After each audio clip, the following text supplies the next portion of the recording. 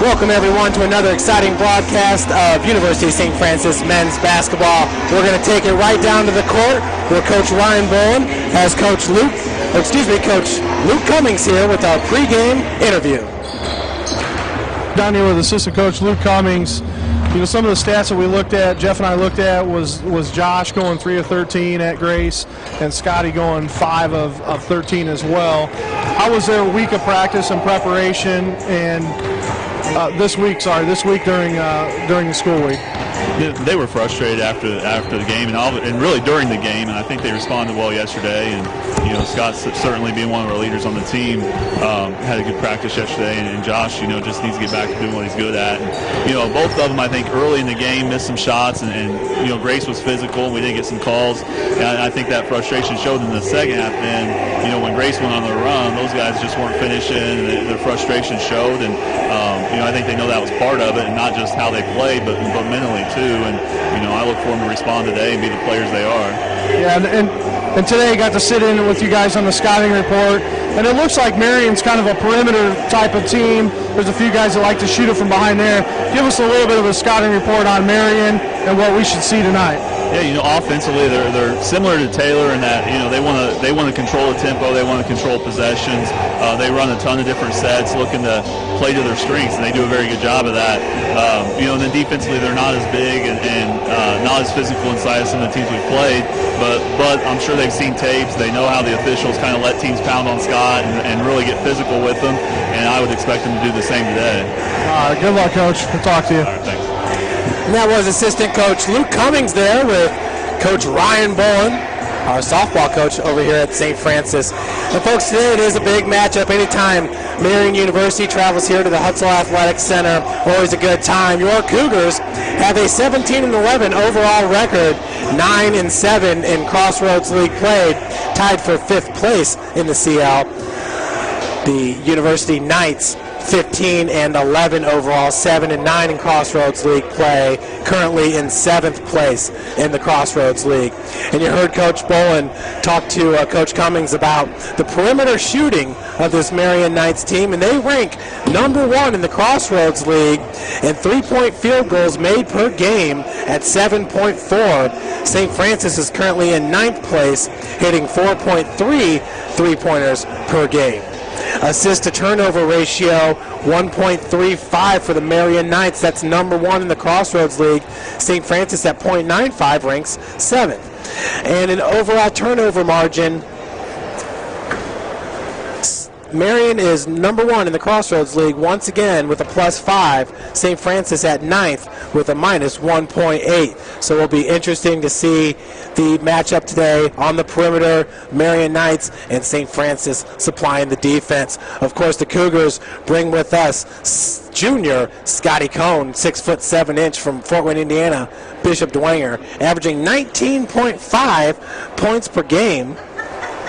Scotty also averages 10.5 rebounds per game, double-double on the season, also averaging over 30 minutes played per game at 33.1.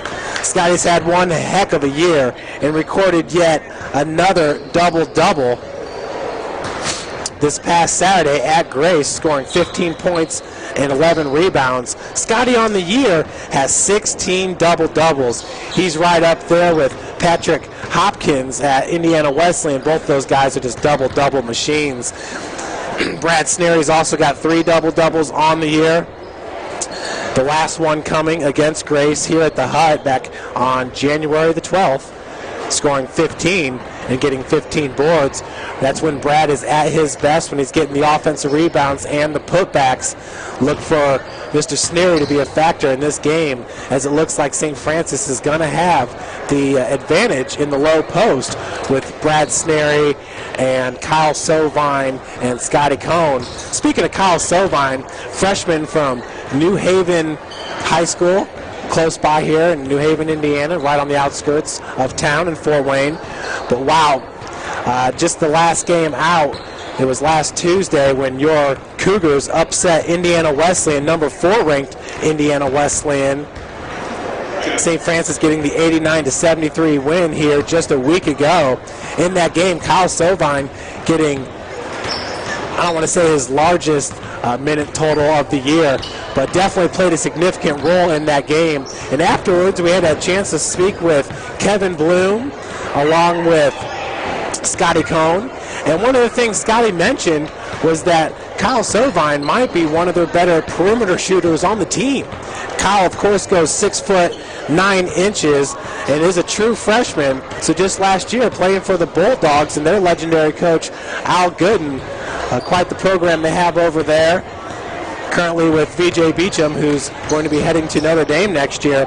But all that aside, Kyle Sovine has really picked up his play this year and is really turning into an offensive threat for Coach Chad Lacrosse. He can hit that elbow jumper. Look for him to consistently make those shots from 15 to 17. We really haven't seen him throw too many up from beyond the arc. But if we look at the freshman's numbers here, Kyle is 1 for 1 on the season from beyond the arc. So I guess I can understand if he doesn't want to mess with that percentage, but nonetheless very impressive. And he definitely, for a big man, has a perimeter game. And as Scotty said last time out here at the Hut this past Tuesday, the big victory over Indiana Wesleyan, it was Scotty Cohn saying Kyle Sovine might be one of their better perimeter shooters. Kyle is also shooting 53% from the field, hitting 28 of 53 shots. He really provides such a great defensive presence down there as well, especially when you're having to battle against guys like Patrick Hopkins, the spectacular big man over there for the Wildcats. St. Francis coming off a loss at Grace. Grace ranked number 25 in the country. Lancers getting the 75-57 victory this past Saturday. The Knights are also coming off a loss, and they lost against Mount Vernon Nazarene, and that was in Ohio at MVNU, losing at 60-58. Folks, we have a beautiful doubleheader this Saturday for you. Your number 5 ranked women's basketball team will be taking on MVNU, followed up by Coach Chad Lacrosse and the men's team. A nice doubleheader here in the Hut this coming Saturday. Going back to the loss this past Saturday at Grace, it was the Lancers winning at 75-57. And in that game, Josh Hogan, 3 of 13 from the field. Scotty Cohn, 4 of 13 from the field. That is something that you do not see with those two players. You heard Coach Cummings talking about both those guys missing a few shots early on in that game and really kind of affecting them throughout. Not to mention the fact that Grace is they have a very deep lineup. They can play about 10 deep and rotate frequently there in the low post, giving Scotty just a heck of a time underneath. You know, Scotty has been a target really since day one, and it kind of started last year with the play of him and Q Owens guiding this team to its 3rd straight Elite 8 finish at the NAIA National Tournament there in Branson, Missouri. Actually, I believe College of the Ozarks, which hosts the event, is located in Point Lookout, Missouri. Nonetheless, just a beautiful place really to have that national tournament. You know, Branson's kind of like a mini Vegas there. They have shows for the guys, endless supply of putt-putt and go-karting, but definitely a neat time over there at Point Lookout. But Scotty Cohn really established himself as a premier player in that tournament. And throughout 2 games, I don't have the field goal percentage on me, but Scotty had only missed a few shots from the field in those first 2 games, both upset victories for St. Francis. And I believe he made his way to an all-tournament team. Scotty Cohn just really showing what he can do at a high level down there at Point Lookout. Now, obviously, he's on everybody's radar. Teams have been double, triple teaming Scotty underneath. He's still able to get points because he is so long and athletic. Really a neat combination underneath where he's able to take that one step and almost get separation from anybody, especially with those long arms. He's very athletic, so on one foot can do a spin around hook shot, get it off the glass.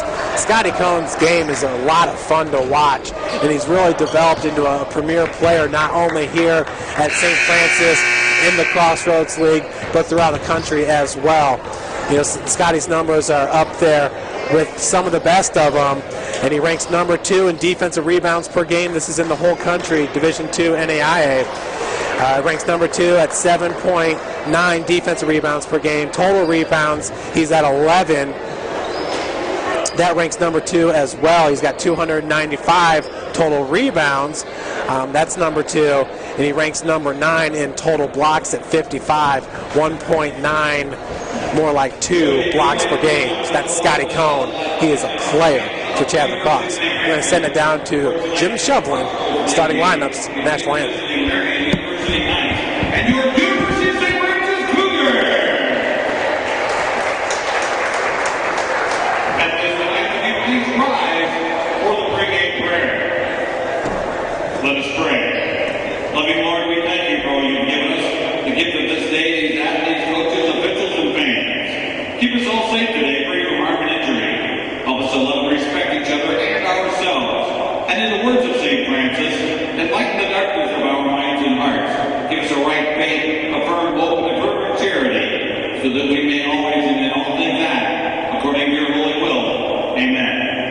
Now please remain standing for the playing of our national anthem.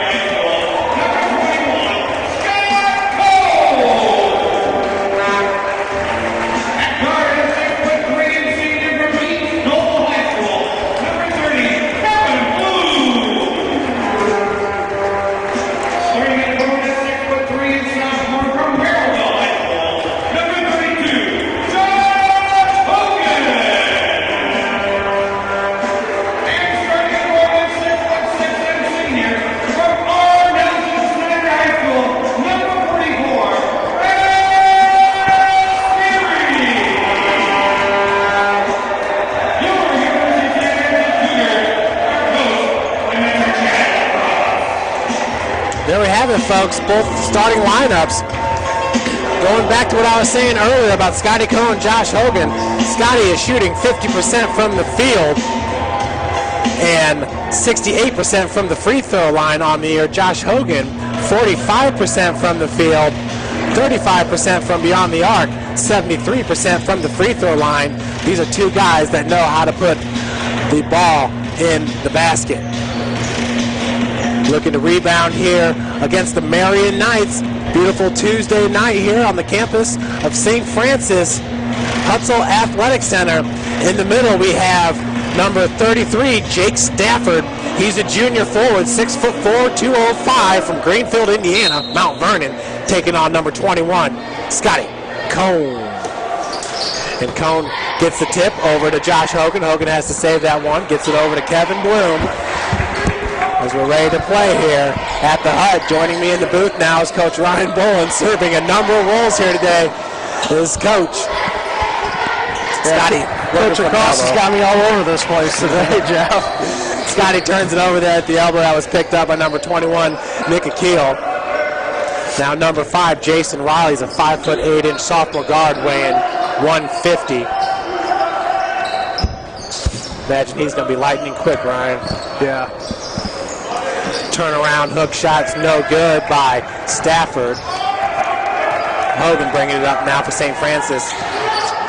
And Ryan, you had talked to Coach Cummings beforehand about the tough game that both Scotty and Josh had, and I just went over the field goal percentages for both players on the season. Scotty at 50%, Josh at 45%. Very uncharacteristic of their game. Yeah, no question. I think I don't know what their stats were from the line, but I think Coach Cummings was saying that Scotty was only like 6 of 15. So didn't have a great game from the free throw line. He was actually 7 of 11, I think is what it was. So not a great job. Yeah, Ryan, Scotty's just really turned it up this year. Finished last season great. Had a great sophomore year all the way around. But this year he's definitely been the focus of most of the opposing coaches, especially first-year coach here, Todd Licklider. I'm sure he's got his eye on number 21. Yeah, no question. What a resume Coach Licklider's had. Was at Butler. Kind of turned that program over to Brad Stevens. Moved on to Iowa. And kind of traveled around after that, been some different schools, and ends up back in Indianapolis at Marian. I find it interesting about Iowa as Scotty's got another turnover there. Called a foul there, a little elbow by Mr. Cone. So Scotty visibly frustrated already here, and we are a minute 21 into this game. But yeah, Ryan, Licklider over at Iowa, it's a hard place to win. I know Steve Alford went over there after having a great career at Southwest Missouri State, and now he's doing great at New Mexico. Yeah. Something about Iowa.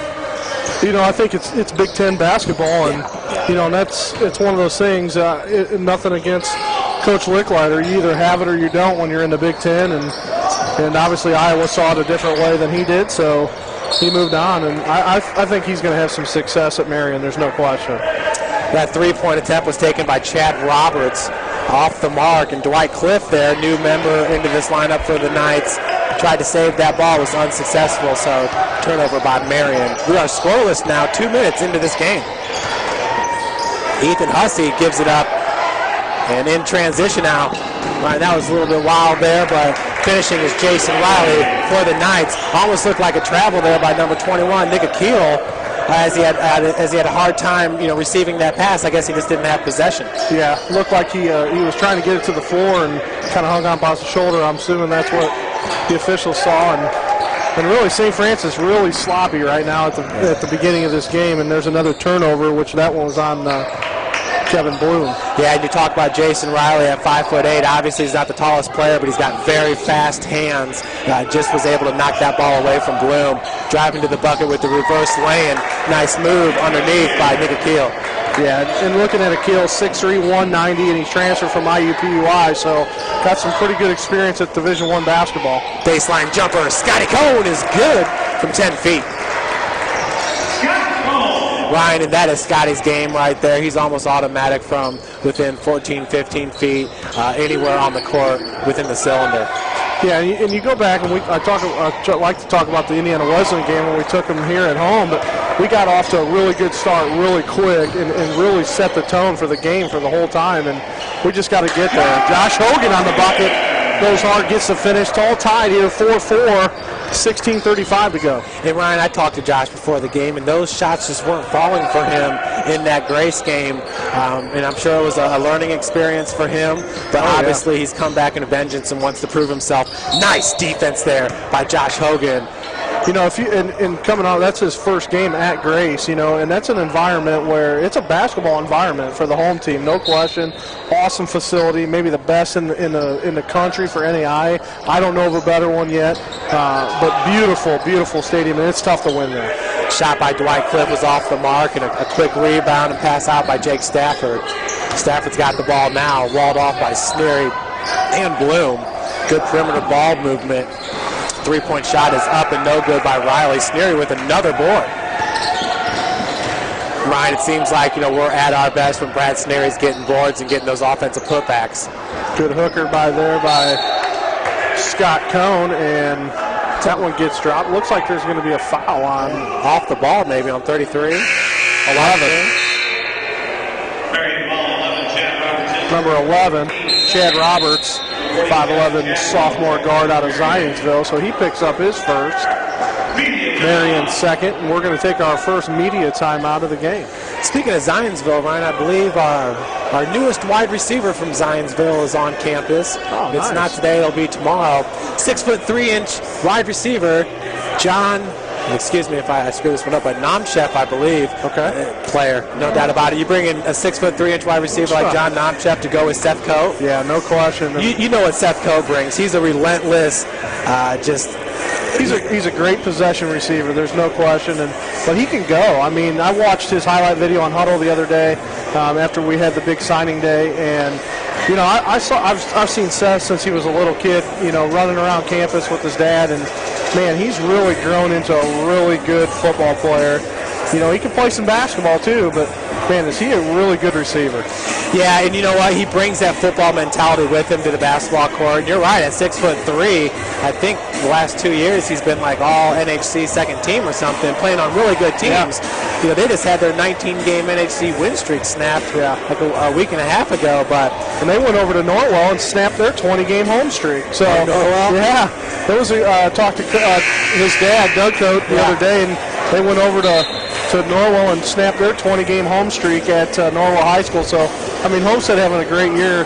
Hopefully they can make a little bit of a run in the postseason tournament. Yeah, I definitely see that happening for that team. But very excited to have both those players, and really just a great recruiting class by Coach Donnelly here, who just finished up his 15th season. It's kind of hard to believe it's been 15 already. That just tells me I've been out of school, from the time I was in school to the time now. It's been 15 years. He started the program my freshman year, so, man, time flies.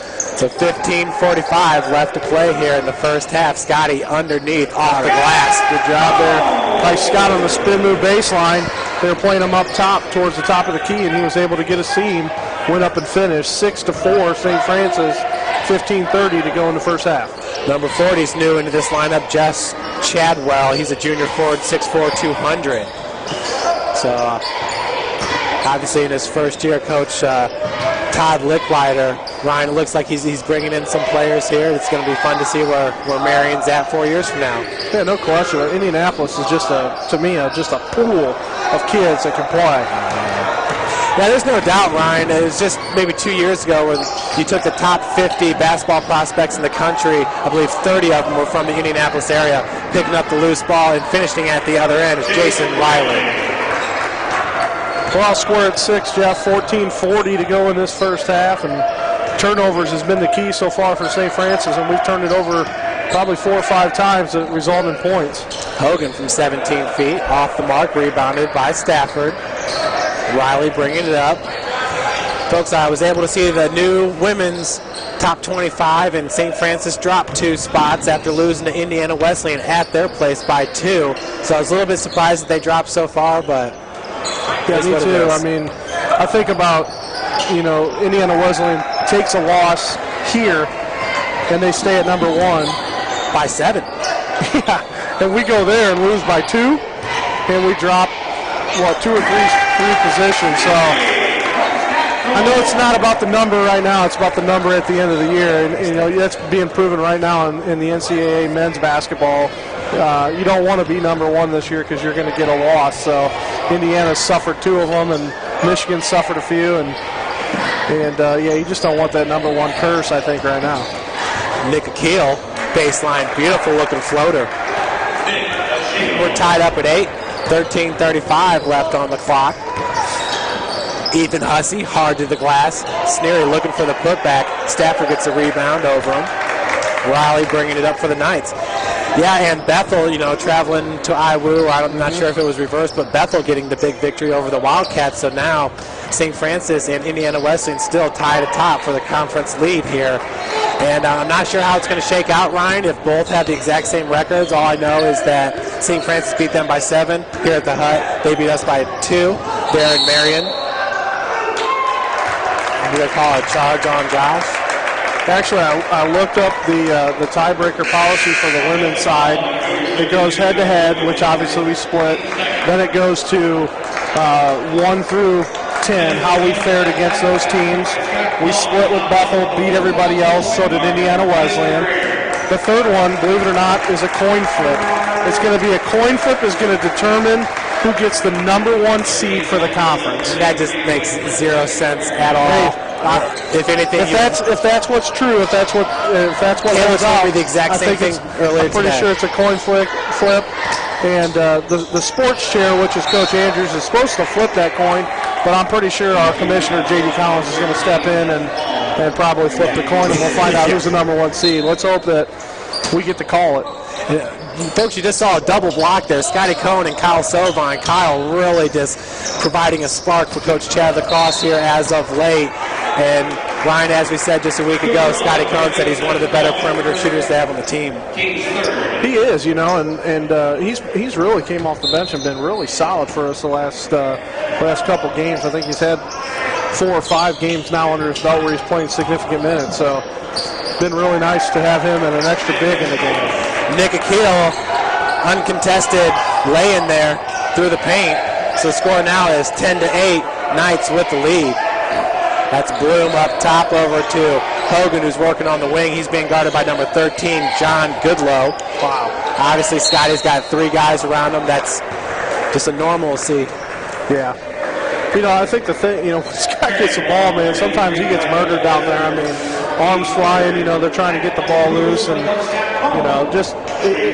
he's got to earn every bucket that he puts up. There's no question, and it's made him a better basketball player this year. And there's no doubt about that. I mean, some of those moves, those athletic moves where he's able to finish is kind of one of those double takes, get the wow factor. And Scotty does shoot 68% from the free throw line as he brings the Cougars within 1, 10-9. But, what I'm most impressed with, I think, is how he's able to keep his composure when every time he grabs the ball, he's got 3 and 4 guys draped around him. Yeah, he does a good job. He's really grown up this year as a basketball player. And I know Coach Lacrosse has been extremely excited. I think he feels that, Josh Hogan's the next guy that can really push his game to the next level, getting stronger, getting faster, getting those summer workouts in that they need to really gain going into next season. Yeah, Josh got a really good head on his shoulder. Obviously, last year he had to sit out the second half of the season. I think that was a great learning experience for him, and he wants to be great.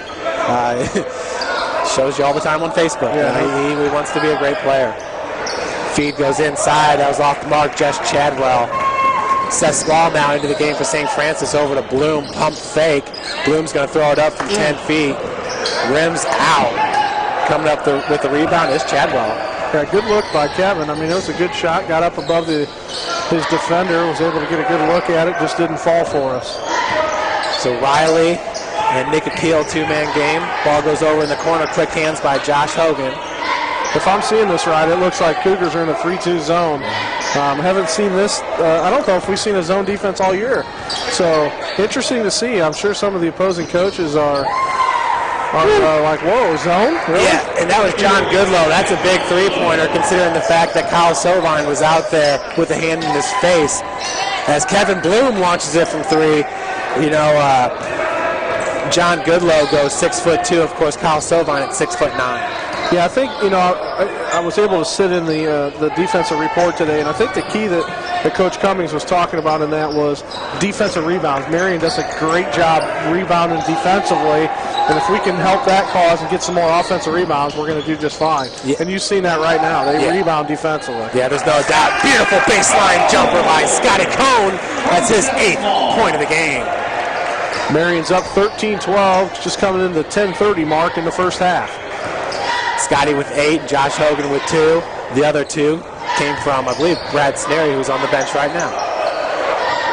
Staying in the zone here. Good ball movement. Another 3-point attempt by Goodlow. It's Kyle Silvine's right in his face. Ryan, that's the second time where they've kind of collided and softly fell to the ground. Soft touch. Got it. Off the glass. Kyle Silvine. Ryan, that was pretty right there. He's got a neat game. Yeah, he's got really good touch around the basket. There's no question. And for him to be able to pick that up and check it out and go hard to the hoop and draw the foul. What a great job by the young freshman, Kyle Silvine, who's, like we said, picking up a lot of minutes lately. And Ryan, you see, how the team is really maturing. And next year, Scotty will be a senior, Josh will be a junior. Obviously, all these guys 1 year older. That's going to be a neat trio heading into next year to go along with the rest of the building that the young team has been doing. As Silvine misses that, 41% free throw shooter on the season, misses the and one, so Marian gets the rebound and resets the offense. Cougars staying in the zone defense, trying to push a little bit higher up on the perimeter. I think it's working out really well for him too, Ryan. Yeah. As you mentioned earlier in the interview with Coach Cummings, this is a very good three-point shooting team. Goodlow did a good job of taking it hard, but he's in there amongst the treetops, and Kyle Silvine comes down with the rebound. And Coach Cummings, a huge zone defensive guy, so he's got to be smiling down there on the bench knowing that Coach DeCross went to the zone. Inside feed to Scotty. Scotty working against number 33, Dwight Cliff. Good move. Fadeaway jumper, just a little bit short off the front of the iron, rebounded by Chad Roberts. Cougars up 14-13. 9 minutes left to play here in the first. A low-scoring first half, but some really good basketball being shown out on the court by both teams. Yeah, trying to be patient. St. Francis a little sloppy at the beginning offensively. Starting to pick it up a little bit. Just inside the arc, Nick Akil's jumper's no good. With the rebound and putback, it's 33, Dwight Cliff. 8:40 to go in the first half, 15-14 Knights. Seth Small brings it past half court. A lot of football players in attendance tonight, which is always nice to see. As we said, a couple recruits on campus. Ethan Hussey taking the feed, driving baseline off the glass. We'll head to the free throw line.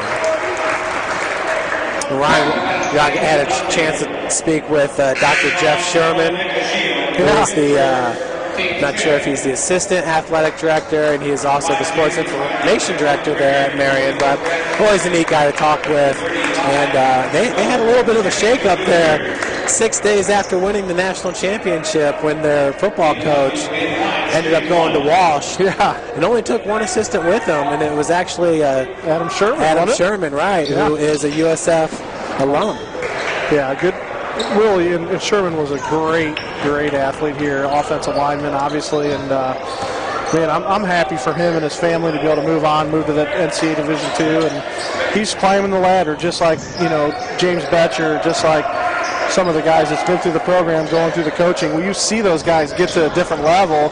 And Betcher's now with the Arizona Cardinals as outside linebackers coach. So, man, what a great opportunity he had being with Chuck Pagano and then moving on. There's no doubt about it.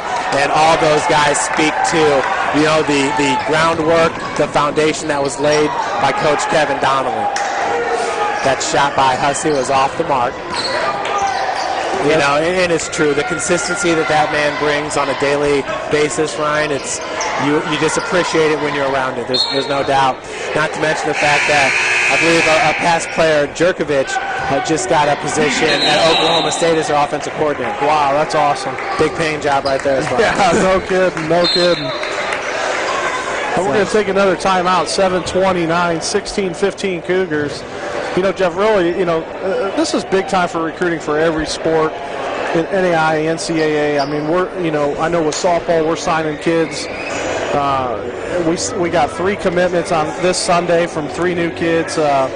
which was great. We got our number 1 pitcher, a 6'2" right-hander out of Portage, Indiana. She's going to be intimidating and just the size that she brings. We also got a utility infielder from Noblesville who's got a really nice program. And then we got a commitment from an outfielder from Goshen who, kind of a small story, she hits underneath Katie Booker, who played at Bethel College. And Katie held the NAI national home run record for about 2 months into the next season after she graduated, and then that was broken. But we've had some really good kids commit the last couple days, and we're on the downfall finally for recruiting. We got about 2 more kids to bring in, but I know this is just such a big time with National Signing Day. You saw all the stuff going through on Notre Dame and Ohio State, and see all that with football. It's an exciting time for college coaches. Yeah, Ryan, and just last Tuesday we're over here doing this broadcast, and I believe you were waking up early to go travel to Penn to go sign a player, so it just kind of speaks to the crazy time for coaches. It is. We left about 5 o'clock in the morning to get there, and they had like 23 kids signed, a lot of football guys. Nebraska was one of them. A long snapper going to Nebraska from Penn High School. He was rated number 2 in the country for long snappers. Just different stuff, man. It was really neat. They did a great job. From the corner, it rims in Jake Stafford with the long three-pointer. 18-16 Marian, coming right into the 7-minute mark of the first half. Seth Small trying to go lane, dishes it off to Sneary as that goes out of bounds. I don't think Brad was ready for that one, so turnover Cougars. Marian with the ball.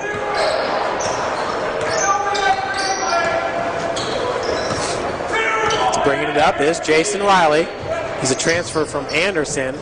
Went to Franklin Central High School in Indianapolis. Just one of those really quick players that can bring a decided advantage for your team with the quick hands.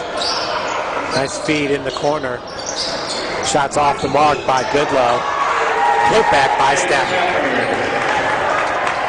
Good job by Marian sticking with the basketball. He got it right in his hand. Stafford put it right up and in. Kick out goes to Seth Small. Picks up by Scotty. Spencer Comer now into the game for St. Francis. And we got a charge going to be called, a big collision. And, I understand that with the collision that was made there, but I don't know if that was Stafford that was on the receiving end of that blow. He certainly wasn't set. Both players were moving. But, one guy goes down hard, and I guess that's where the foul comes from. I guess I don't 100% understand that call, but yeah, that's why I'm up here. Yeah. Scotty with his second foul. You know what I'm saying? But both guys were running at each other. It's not like he was set there and Scott just ran him over. It's just that Scotty's bigger than him. I think they just have to feel like they have to blow the whistle on that, even if it's incidental contact. Where do you make the call? Did the kid flop? You don't know. I would. If you're going to get run over by Scott Cohn, maybe you can draw more of a call on that, and that might be what happened. Riley pulls up from 17 foot and hits the rainbow. 22-16 Knights as we wind down to 5:30 to go in the first half. Turnover's been an issue right now for the Cougars. Seth Small. Kick out went to Ethan Hussey. Bloom working from the wing. Bloom picks up his dribble. Seth working against Riley. Pulls up from 18. Gets it. Seth Small pulls in, gets that nice jumper going, which we haven't seen a whole lot of that this year. He's averaging about 21 minutes a game, just shooting 30% from field goal range, and he makes one there, and that was kind of a big one right now. Absolutely, Ryan. It was such a pleasant surprise last year when Seth would knock down those three-pointers. Really, a great outside shot. Just hasn't been going that often. Dwight Cliff off the back of the iron. Yeah, Marian really staying in this with their perimeter shooting. There's no question. As that ball, number 32, that was, Jake Stafford with the big block on Kevin Bloom. So that went out of bounds on Stafford. Cougars remain possession here. Yeah, Ryan, and as stated earlier, of course, Marian, the number 1 ranked team in the Crossroads League in three-point field goals made per game. They average 7.4. St. Francis at number 9, 4.3. Ethan Hussey working off the pick in the lane. No foul call. A little bit hard. That's near. Yeah, Brad with that putback, that is definitely his game. He's such a big body underneath there in the low post. He's going to command that area. 25-20 Knights, 4 minutes to go in the first half, and another shot opportunity by Marian just inside the three-point line, and that was missed, hit the top of the backboard. A lot of bounce, and Marian going to check in number 40, Jess Chadwell, 6'4", junior forward out of Toledo, Ohio.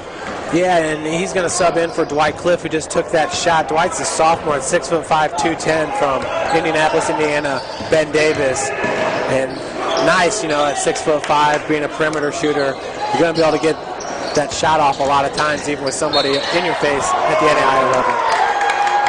I'm not sure. That might have been a makeup call there on the.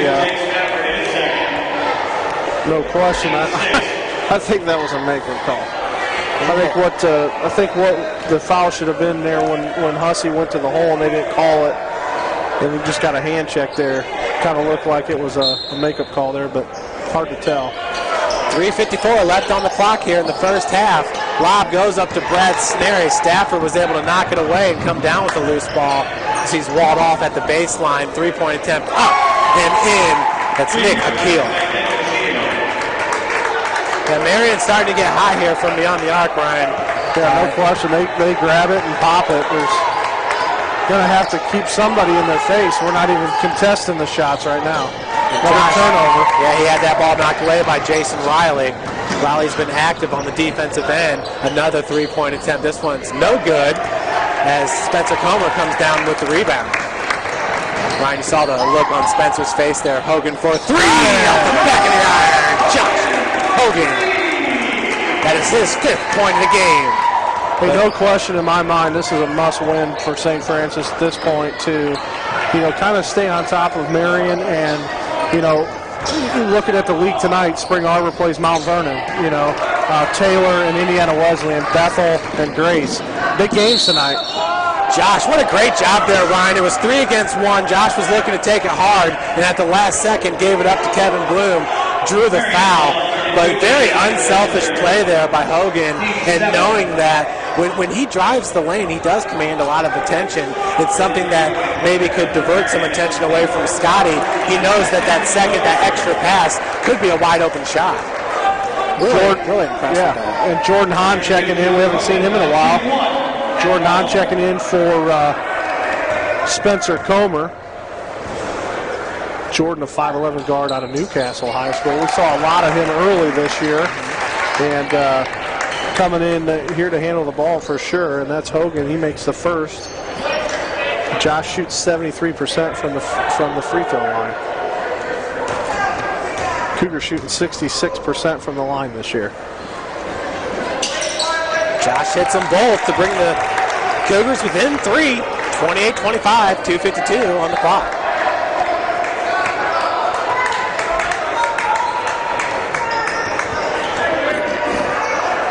So Riley working against Hogan. Nice move to get past his left side, hard off the glass, rebounded by Snary. Now in transition, Hahn gets it back over to Hogan, wide open 3-point shot. That one's a little bit long. Hussey was there with the rebound. I didn't see that one. Dwight Cliff, they kind of collided right there. Cliff pushed him out of bounds. Call goes to Marian. Really a back and forth game, and I think if St. Francis cleans it up a little bit, we should be all right. We got to slow down, obviously, the perimeter game of Marian right now. I'm sure they'll figure that out at halftime. That was one of their big game plans, so there's something that they're going to, whether they go back to the zone a little bit more or they stay in man, but feed went down to Goodlow. Good defense there by Kevin Bloom. Yeah, I'm not sure if he got a partial block or if he didn't get any of it, but the ball was pushed out of bounds there. Yeah, I thought that perimeter defense was definitely looking good there when you had Kyle Sovine out on the perimeter, contesting some of those 3-point shots.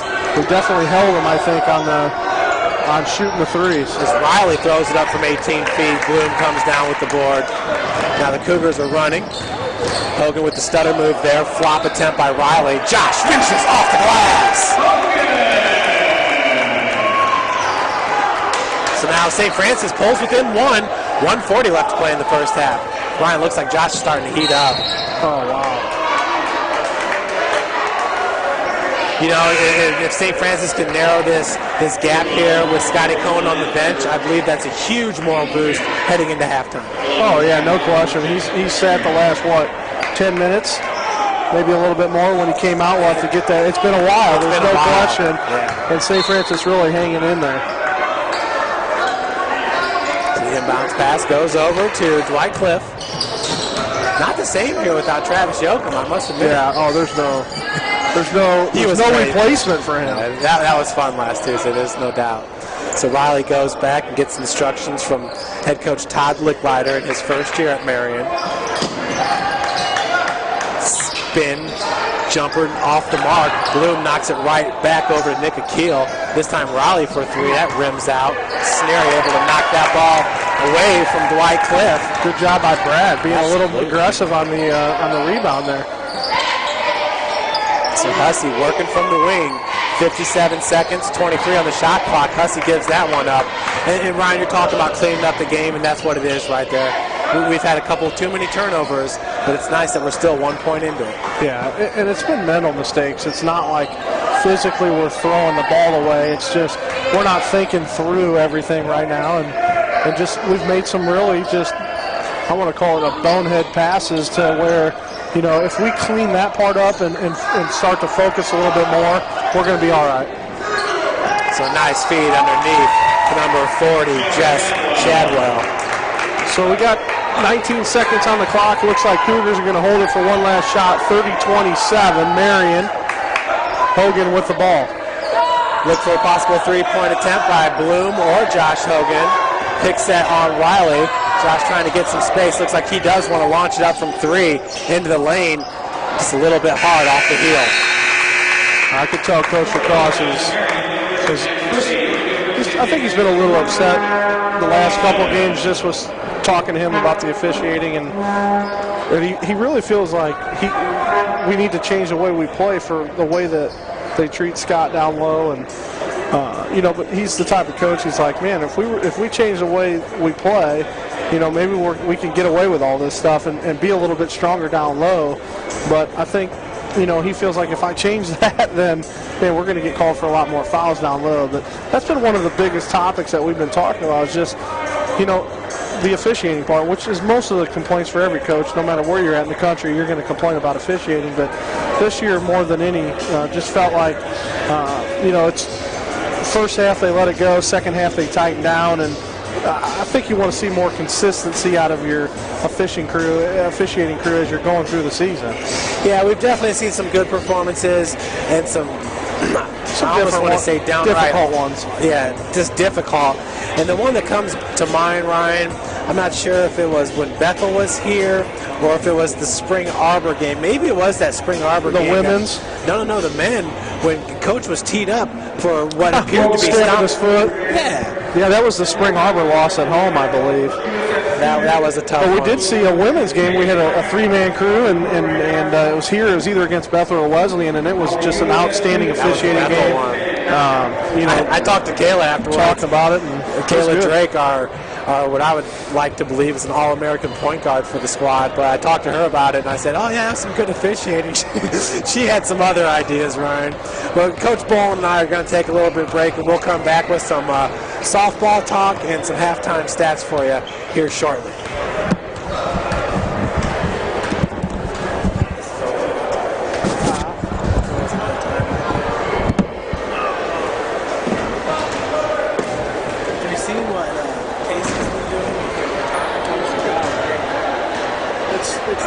I looked at that either Saturday night or Sunday. I mean, she could have a side job doing that, I told her. So you're working on that. She's doing a wedding coming up too. She's got a wedding book there.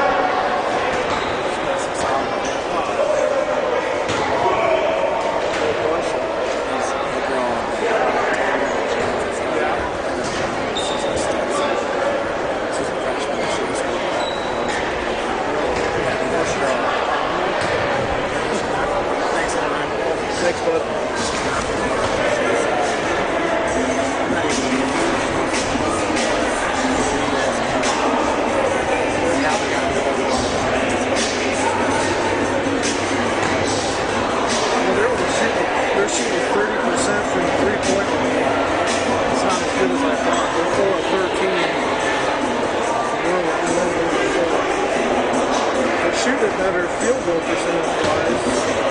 I feel like they just have that smart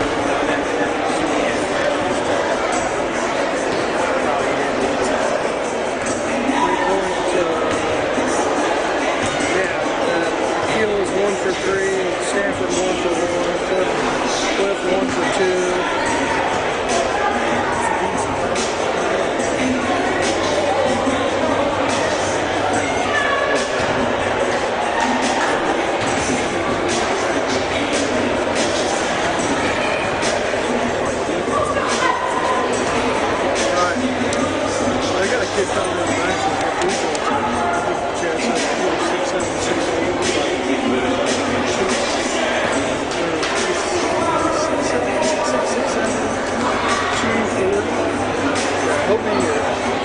I don't see him yet. He'll stick out.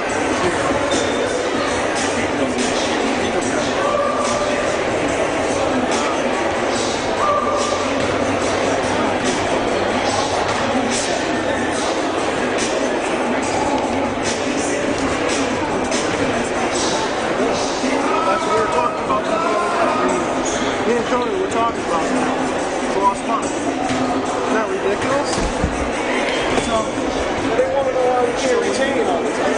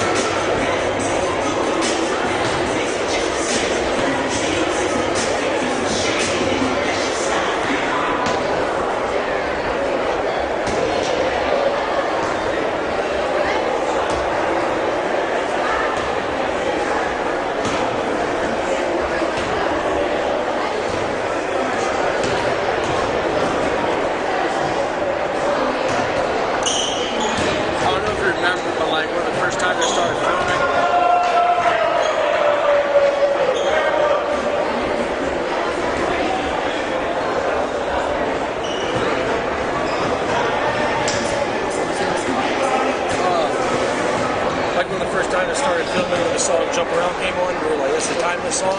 So I went to this party. As soon as that song came on, that was the hypest song in the whole party all night. And it's one of those timeless songs for sure. We play that after like touchdowns and stuff.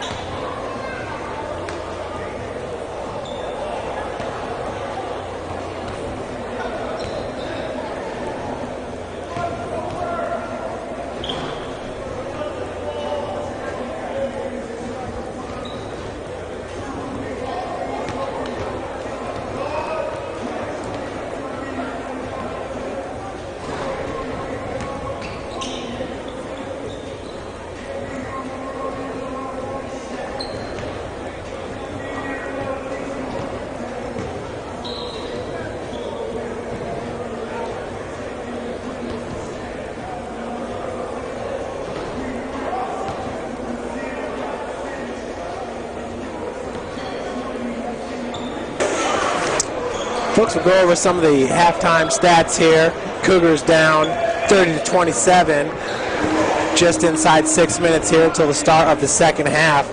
Josh Hogan, a game-high 9 points. He's tied with Nick Akeel, number 21 of Marian.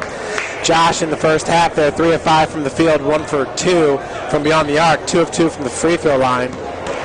Scotty Cohn, also 3 of 5 from the field, 2 of 2 from the free throw line. So both Scotty and Josh really not letting last Saturday phase them at all coming into this game and returning to form. Of course, Scotty only played 13 minutes and 45 seconds. He sat out after picking up his second foul. Josh played 16 minutes 22 seconds. Playing the most was Ethan Hussey, 1 for 5 from the field. He's got 2 points, 1 turnover. Ethan had 17 minutes 7 seconds, and Kevin Bloom played 16 minutes 9 seconds. Brad Snary 15 minutes 22 seconds. Brad with 4 points, and Kevin Bloom has yet to score, but he does have 3 rebounds. He's over 4 from the field. Brad is 2 for 2 from the field, getting those offensive putbacks, which he's so very good at. Looking at the shooting from the field, St. Francis shooting 48% from the field, 11 of 23. And Marian is shooting 35% from the field, 13 of 37. You know, Coach Bowl and I were just talking about this. You had a perception that Marian did very well from beyond the arc. Well, they only shot 31%, 4 of 13 shooting. I felt like those threes came in groups. Nick Akeel had a really nice first half there, but he was only 1 for 3 from beyond the arc. Jake Stafford was 1 for 1 from Trey Land. Dwight Clark 1 for 2. And the other one was John Goodlow, 1 for 3. Jason Riley is 0 for 3 from beyond the arc. He's 3 for 9 from the field. Riley leads all players with 18 minutes, 14 seconds played. Right behind him is Nick Akeel at 17 minutes, 55 seconds played. So Coach Licklider is relying heavily upon, it looks like, Nick Akeel and Jason Riley here to run the show for Marian. And they've used a lot of players here. They've been subbing in and out. Well, I shouldn't say that, because actually we only got 7 guys here on the box score. St. Francis using 9 players, including Kyle Sovine, Spencer Comer, Seth Small, and Jordan Hahn. Yeah, I think the key to the second half is obviously getting Scott to play 18 minutes, 19 minutes in the second half. He only played 13:45 in the first half, so he sat probably 7 minutes, that he wasn't in, was still able to score 8 points, but we know that he's the factor in the victory, no question. And if Josh can continue to his play going into the second half, we'll be all right. Yeah, and we even talked about it, while it was going on. Josh sitting out. You thought it was 10 minutes. Ended up being a little bit over 6 minutes. But, whenever It seems like eternity, That is the truth. Whenever he is not on the court, it just seems like it takes forever. But really credit to players like Josh Hogan, Kevin Bloom, really stepping up their play there while Scotty was getting that much needed and much deserved rest on the bench. Obviously, he doesn't want to be there, but 2 personal fouls, it is what it is. And Bill Scott making his way up here, rocking the blue tennies, and it's something that really I'm jealous of. What just happened? Did that just happen? Well, yeah, tonight. So that's current right now? Little update here from Bill Scott. In this game right now, actually, Scott Cohn just reached 1,000 points in his career here. Currently, at this point right now, is at 1,005. So that obviously is going to exceed as this game goes on. He is tied in the top 30. He is tied with Matt Edmonds, who's finished his career with 1,005. So there's no question he's going to move up this list, and he's probably going to be somewhere in the he's got another year. I mean, he's going to be in the top 10 probably in going out. But right now at 1,005 and just 2 years played. Yeah, and kind of put it into perspective, right now he's got 8 points in this game. He's the second leading scorer in the game. Well, actually, we got 2 tied at number 1 with Josh Hogan and Akil with 9 points. Scotty's got 8 in limited minutes played. But Scotty has scored 553 points this season. Ryan, and if you just kind of imagine that he's going to do the same next year, that's going to put him right around the top 8, top 7. Yeah, actually, if he scores the same amount, if he's at 558, he will be number 8. Actually, number 9. Chase Holden was 1554. Chase played here from 01 to 05, and right above Chase is Steve Smith. And Steve Smith was 1605. But Steve Smith only played 2 years here, so it's one of those things, man, a lot of points. He averaged almost 800 points a year being here at St. Francis. But some really big names in there. Brett Norris, 2280. Dejavon Sawyer-Davis, 2246. 2246 in 3 years at St. Francis. Q Owens, 1862. Derek Shaver from 92-96 is at 1851. And then number 5 would be Larry Land, 1762. So, yeah, I mean, there's opportunities for Scott to really climb that ladder. And who's to say, he might finish with 600 this year, and you add that into next year. So, he's going to be looking at the 1,600, 1,700 mark. So he could be a top 10 guy, no question. Well, we start the second half here with the Marian Knights up 30-27 over St. Francis, and very impressive. You mentioned Q being there at number 3. That was in 3 seasons played. You talked about Smith. That jumper is good right away by number 33, Dwight Cliff.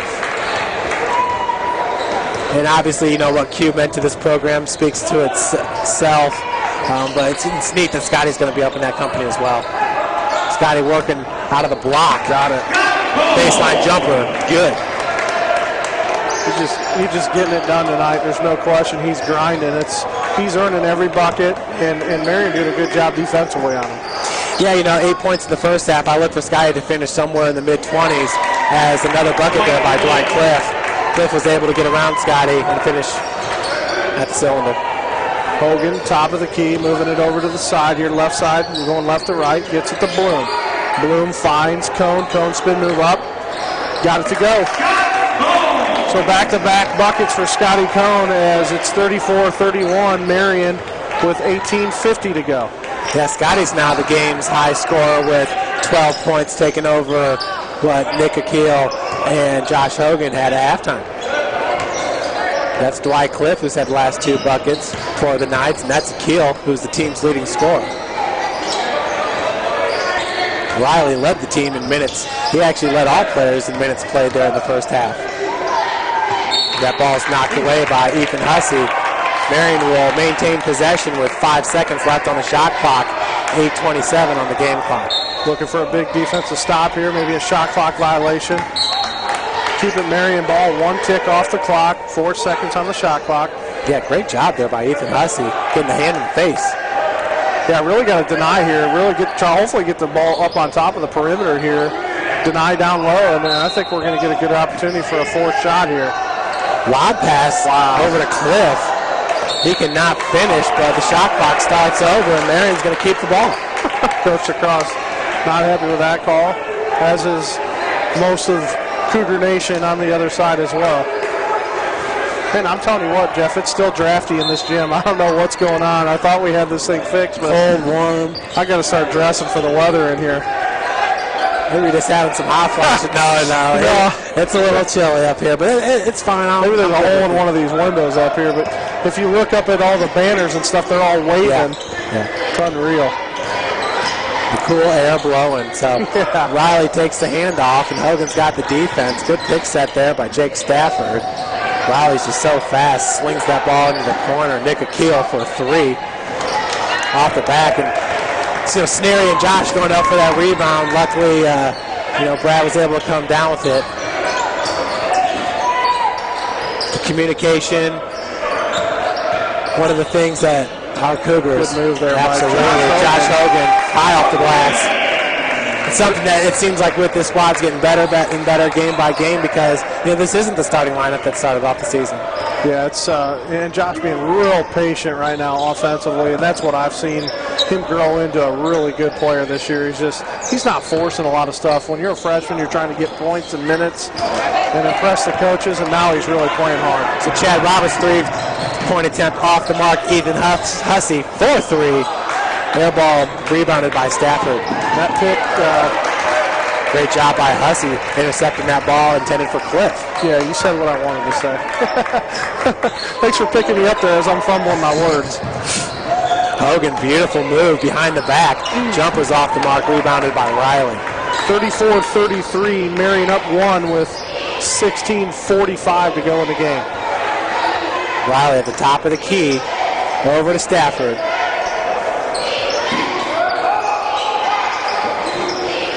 We'll get you guys some updates around the CL here as we get into a timeout or anything like that. There's some big games being played tonight around the league.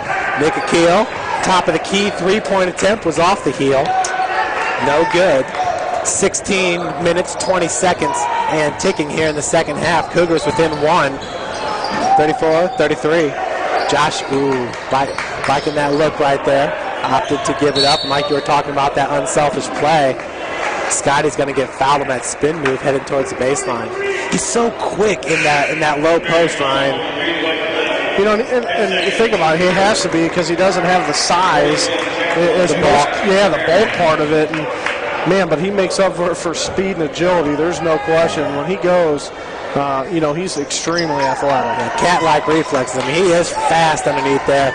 And I remember last year, they were saying 190 pounds, is Scotty, and it seems like that's fine. Scotty was wanting a little reach in there, but Cliff loses it, picked up by Hussey. As Hussey loses that, right. He's going to head to the line for 2. Looks like the foul's going to go against Riley. And now it's on number 11, Chad Roberts, his second. So timeout called, media timeout. 15:55 to go in the ball game, and Marian's up 34-33. They're just joining us. Obviously, it's a low-scoring game. Marian does a really good job of keeping the points down, just like Taylor University does.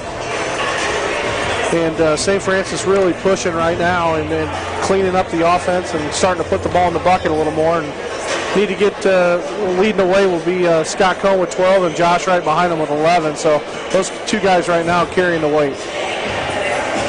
Yeah, going back to the first half, and you talked about cleaning up the game a little bit with the Cougars with 10 turnovers, Marian with 2. Marian also had 6 steals to our 1. And Ryan, we say it all the time with our women's team. Our women's team is such an athletic team, gets up and down the court. They have a decisive advantage over most teams because they are creating or forcing turnovers and creating steals. And that's giving them extra possessions, giving them extra opportunities to score the bucket. Here's some updates around the league at halftime. Grace leads Bethel 44-36. See if I can get a few more here on Twitter. Should be some Indiana Wesleyan. Goshen. We get an update for Goshen. Yeah, they're up 11, 48-37 against Huntington. Huntington on the road. Taylor leads Indiana Wesleyan 26-22 at halftime. Casey Coons leads Taylor with 9. And like He's a shooter, isn't he? Yeah, Goshen's up 44-35 over Huntington. Ethan Hussey hits the first free throw on the season. Ethan is shooting 68% from the free throw line, entering this game hitting 40 of 59 free throws. Hits them both. Haven't gotten any updates yet on Spring Arbor Mount Vernon. We'll hopefully get you some updates on that, as Spring Arbor tied with USF in Crossroads League play, and they have the upper hand right now on us in the tiebreaker. You know, they might be the top team in the Crossroads League in the second half of league play here this year.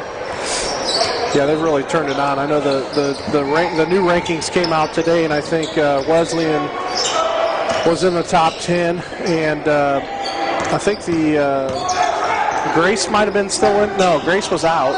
Taylor came in at 25. And that was today's rankings, the new rankings. Huh? Just 2 CL teams, I think. Yeah, it's a great defense there by the Cougars. Ethan Hussey getting that ball away, and Josh Hogan picking up the loose ball. That's what we need to create a couple extra possessions on our half. Scotty Cohen in the paint. That's all day, every day. Easy 2 for the big man. 37-34 Cougars, 15 minutes to play in this ball game. Scott really picking it up this second half, making up for those 6 minutes that he sat in the first half, no question. Yeah, and definitely him and Josh both responding from, arguably poor performances at Grace, which they'll tell you the same thing. And yeah, exactly. Scott's getting mugged and mugged. That's a good. Good word. he's feeling it in his mouth everywhere. I mean, he's getting drilled and just nothing, no calls. But definitely speaks to their character and really the overall game. I mean, as we said, Ryan, Scott on the season shooting 50% from the field. That's fantastic. Josh, as a guard, shooting 45% of the field. I mean, those are just great numbers right there. And if you can rely on 2 guys that are giving you that kind of performance, game in, game out, you can understand everybody has an off game. It's hard to cover up, though, when it's both on the same game, but you're going to have that throughout the course of a long season. 14:40 left to play here in the second half. Cougars up 37-34. I remember it was you telling me the year we won the national title in 2010, we took a 30-point loss here at the high. Yeah, 36 against Bethel. Got in on like the number 32 seed, like the last team to get into the tournament, and ran the table. I mean, if you would have told me when they entered the tournament that in a week they'd be playing in the national title game, I'd have called you a liar. And then, let alone to play a team that we faced at home early in the year, which was Walsh, who beat us here. And I don't remember the score, but they had, I think, the NAI Player of the Year on that squad. And his name is definitely gone. I could see his face. For Walsh. For Walsh, yeah. And for us to get the steal, I think Ferdy got the steal, kicked it up to Q Owens, went in for the layup to go up 1. And, I mean, I know where I was at. I was in Orlando, Florida when we won the national title. And excuse me, actually I was sitting at home. We weren't on spring break yet, but it was phenomenal. Yeah, that's right, because last year when we got back from the national tournament, then the guys went on spring break, so that was kind of cool. Yeah, I think we just got home from Orlando when they were playing in the finals. Pretty cool stuff. Yeah, Cougars up by 3. We're down by 3 at the half, and now an offensive foul going to be called on Scott. And you know what? You have to play a physical game because they're getting physical with Scotty. And something like that, Ryan, there wasn't even much of a flop to go with it. On the receiving end of what appeared to be an elbow call by the ref was number 40, Jess Chadwell, but he kind of even looked surprised that they called the foul there. Scott picks up his third, 37-34 Cougars, 14 minutes playing the first half, and obviously that's going to be a factor in this game as if Scott can continue to play. So it does. Fadeaway jumper by number 32, Jake Stafford, was no good. Every time I look down and see that name, I'm thinking of the quarterback. Yeah, no Yeah. And there you go. You know, Josh went to turn his body to make the extra pass there, and just got a shoulder into the chest there, got ran over. So that's Chad Roberts picking up his third foul. That's Marian's fourth of this second half. Cougars with just one foul in the second half, and that one on Scott Cohn. Bloom over to Hussey in the corner. Hussey driving baseline. Ryan, we've been seeing a lot out of, from Ethan Hussey, driving the lane and picking up those fouls. As we stated earlier, Ethan shoots 68% from the free throw line. He hit 2 earlier in this half. Foul on Marian, number 13. Goodlow, excuse me. That's his first, so he's going to take his seat.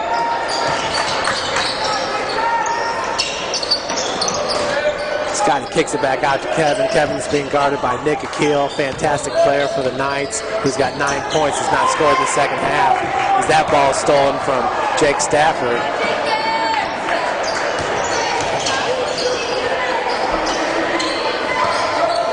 Akil motions Riley over. So Riley's going to take control of the offense here for Coach Licklider in his first year at Marian.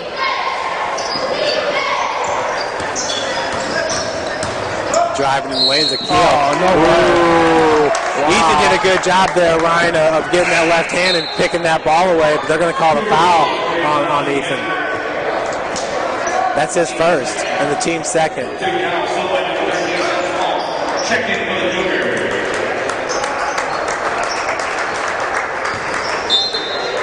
I guess we'll get that. Yeah. Scotty Cohn going to take a seat. Kyle Sovine going to check in. I think Coach Lacrosse worried a little bit about his foul situation. We've got a 3-point lead here, so he'll take a little bit of a breather. Stafford kicks it out to Riley. Riley's been pretty cold from the field. He was, I believe, 3 of 9 in the first half. 0 for 3 from beyond the arc. Is their point guard. Yeah, he was, Jason Riley. And the bench did a real good job in the first half, keeping it close. And there's Kyle Sovine going up. He misses the shot, rebounded by Marian. It's neat to see him take that shot, though, Ryan. Obviously, Kyle's been learning a lot from Scotty's game and trying to incorporate some of Scotty's low post moves. Yeah, he'd be a good one. A little bit more size advantage for Sovine, but if he can be as athletic. And there's a foul called on Kevin Bloom beyond the perimeter. So that's going to put Akil to the line shooting 3. That's a marginal foul at best, I believe. I'd have to agree. He kind of leaned into that one right there. I mean, Kevin was just straight up, and it was after the shot, and he'd already launched. Akil shoots 55% from free throw range, and he makes that first one. So let's see if his numbers are going to hold true here. Second attempt is good. Make that 37-36 with one more free one for Marian. Have an opportunity to tie this game with 12:22 on the clock, and they do. So all squared up here at 37 with 12:20 to go in this second half as Seth Small steps across half court. Yeah, for Nick Akil, that's his first 3 points in the second half. He has a team-high 12 points for the Knights. I'm guessing we're going to see Scott here pretty soon. Now Akil comes up with a block on Kevin Bloom. Bloom looking for the 18-footer. Nice feed over to Goodlow. Driving baseline, getting it to fall. Kyle Sovine on the other end of that collision. You're not lying about this free. Yeah, I was telling you the truth. Goodlow check back. He's going to be at the line. Talk a little bit about Goodlow. Let's see what he shoots from the line. On the year, shooting looks like 1,000. I'm reading that right? Yes, sir. He is 24 of 24 on the year from the free throw line. I feel a jinx coming on. Yeah, 1,000. He's shooting 1,000. Perfect. Hey, you got him. We got him. He misses his first one of the year here at the Hut. So Goodlow quick to get on Kevin Bloom, not wanting him to launch it from beyond the arc. Kevin is a great three-point shooter. Scotty picks up his dribble, is good low, went in for the swipe. Yeah, good battle down there between Chadwell and Cohn. If you got to be kidding me. Oh, that's flop central right there. And now Scotty's got 4? No way. No way, Ryan. That was flop central. I understand the contact right there. It's basketball. Both guys were moving. Wow. Wow. I'm going to be honest, man. That might be one of the worst calls we've seen this year. Well, just because it's been bad. Scott is a high-profile player, probably the best player on the court that we've seen today. And the fact that he's taking those muggings on the other end, but that's called. That was not good. And not to mention the fact that it almost takes the game out of Coach Acosta's hands. I don't want to say that, but it puts his best player on the bench with 4 fouls. And Goodlow did a good job there. Connect the basket. Comer tries to put it up, blocked by Chadwell, and Marian's on a little bit of a run here as they're up 41-37 with 11 minutes to go in the game. Right, because a call like that takes the wind out of the sails. Riley gets the jumper in the lane. Timeout called by Coach Acosta. Full good opportunity right now to get his guys to settle in and sit them down. There's nothing you can do about it. You got to control the controllables, and you got to deal with what's going on the court right now. They got to make some changes, obviously, to get back into this ball game. But Knight's up 6 right now, and that's a big 6 to me with Scott Cohn being on the bench. It's, and you give the ball to him, and he makes a difference. There's no question. And I understand everybody makes mistakes. Certainly I do on a daily basis, more than I care to count. But, I was talking with Coach Tom Ream, the assistant coach for the Coach Gary Andrews and the women's basketball team. We were talking about that loss that they suffered at Bethel, and there's 2 very questionable calls in that game. So questionable to the point where, the ref came over after the game and had apologized to Coach Gary Andrews. I get it, but we've seen Scotty involved in about 3 or 4 of those calls, and that one certainly, I didn't even think that was close. I really think it warranted it, and I would say, in that situation, just don't do a call. You can always have a makeup call later on, and it just stinks for Coach Lacrosse to have his best player on the bench here, and we're just inside 11 minutes to play. Yeah, so Scott's going to have to sit for a while, obviously. Next 4 or 5 minutes probably before he goes back in the game, and eventually have to take a gamble by putting him back in. You also got Kyle Solvine on the bench with him. So checking in was Brad Sneary on that timeout. Look for Hogan and Bloom to step up like they have been. Bloom has that one knocked away by Akeel, and Akeel's going the other way. Josh Hogan tried to come up with the steal. Good hustle getting back by Hogan. Akeel looks to be their go-to guy as far as the scoring threat for Marian. Riley did a lot of the ball controlling for the Knights. A good job by Ethan Hussey. Once again getting his hand in there, knocking it away. This time no foul call.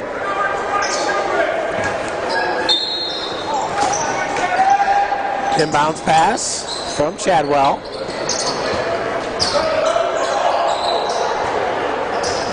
Akeel's going to pull up from 16. Over the back, no call. Yeah, that was Chadwell once again trying to knock it out, giving his team an extra opportunity, but Cougar was able to come up with the board. Need somebody to step up here for St. Francis. Josh Hogan trying to go up. He draws the foul. Good job there. And that's what Josh does. He's very athletic in the air, and he's got great body control. That one right there, Ryan, came from the hip, and he had his arm clotheslined. Obviously the ball was diverted, Yeah, no question. And Josh is a pretty doggone good free throw shooter, shooting 73% from the line, entering this game, hitting 60 of 82. First attempt is up and good. 43-38 Marian.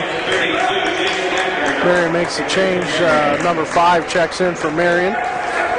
That's Jason Riley, and also number 32, Jake Stafford, back in the game. So a little speed and size coming in. I think really my point is a questionable call shouldn't go against the other team's best player. Yeah. You know, if you're not sure about it, I mean, you talk about it in the NBA all the time. Michael Jordan, Kobe Bryant. I mean, those guys get calls. No question. So working out of the corner right now, that is John Goodlow. And Riley's back into the game for Marian. So both those guys coming off the bench, getting a little bit of breather here midway through the second. Spin move by Stafford. And fans definitely wanting a travel call there, but of course the foul's going to go on. I'm not sure, 30? Kevin Bloom in second. I didn't even know he was even in the play. I thought he was out on the perimeter, but nonetheless. So Stafford shoots the ball from the free throw line, hits his first.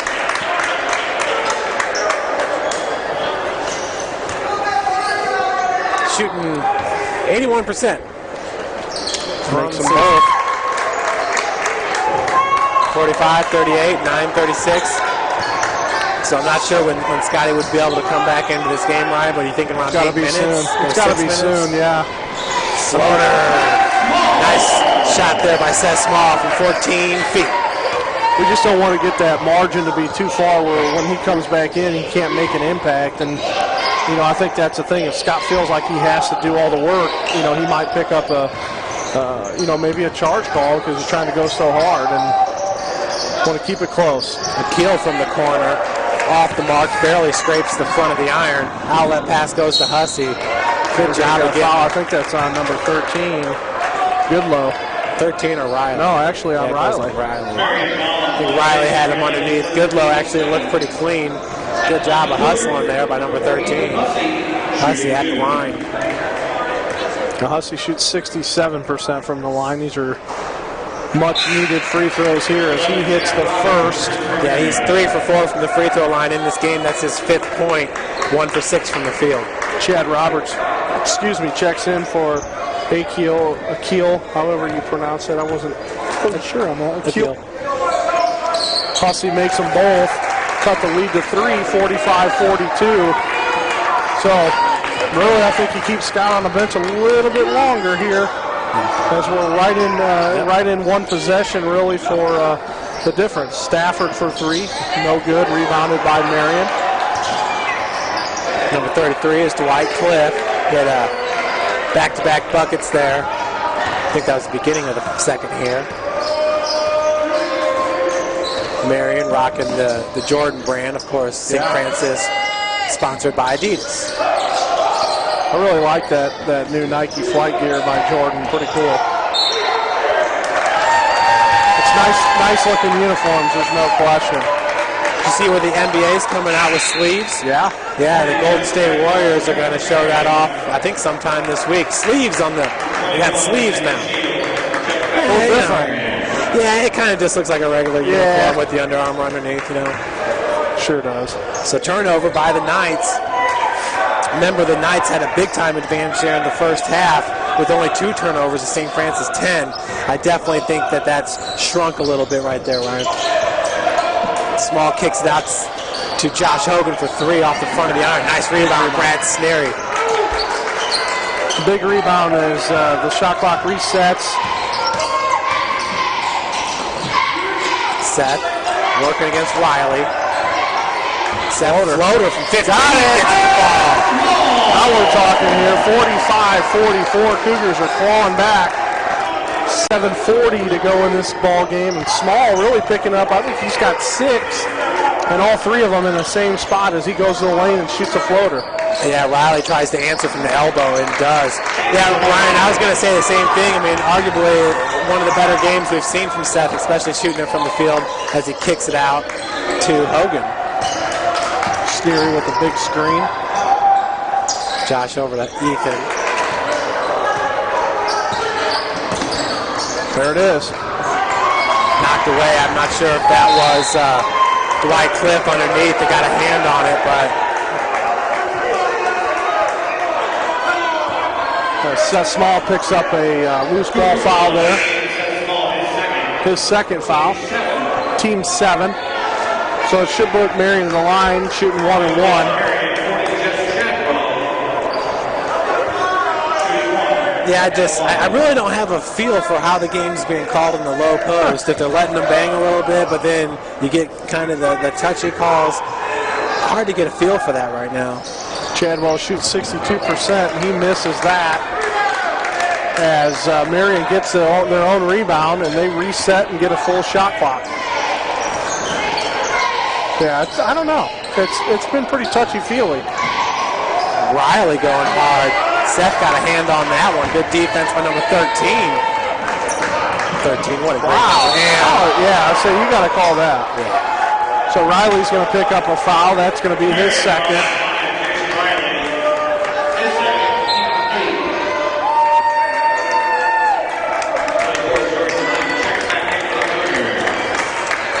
Just looking at Marian's bench, it looks like assistant coach Scott Fleming, who is their head softball coach there, and John Licklider, which I'm assuming is coach's son. I'm going to take a guess.